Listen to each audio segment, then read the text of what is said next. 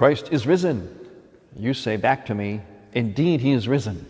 That's how we greet each other in many Eastern churches that are on the Gregorian calendar and celebrated the Paschal season now, Easter, Pascha. And during this week, the days right after Pascha, Easter, we call this Bright Week.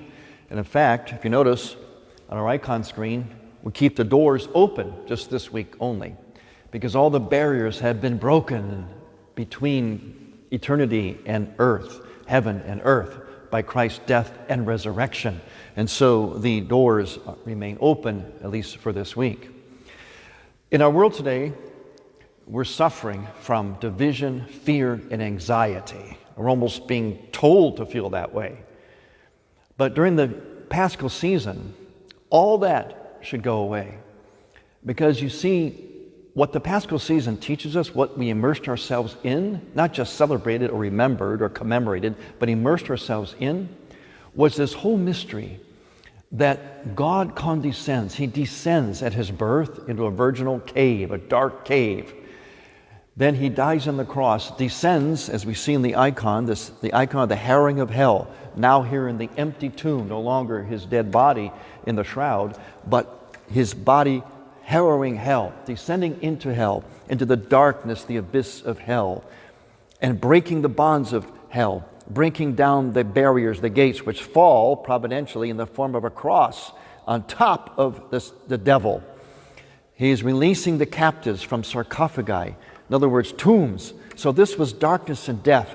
And Christ goes into darkness and death, just as he did at his birth. He once again goes down into the abyss, into Hades, to break the bonds, but to raise us up, symbolized by Adam and Eve. And all those righteous people in the Old Testament could not go to heaven until Christ came and broke the barriers.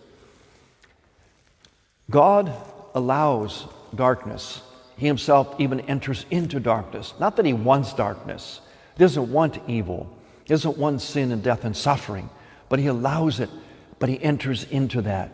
And that's what he oftentimes does with us. He allows us to enter into a time of darkness like we have now. Anger, anxiety, division, fear.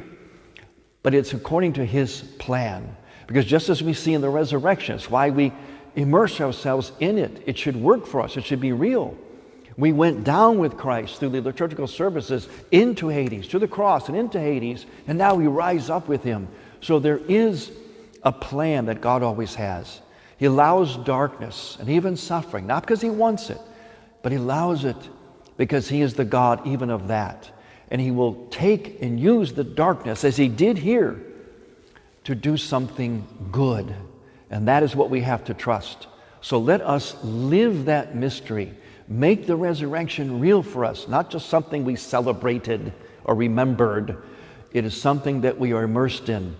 Darkness that will turn to light and life in God's time according to his plan.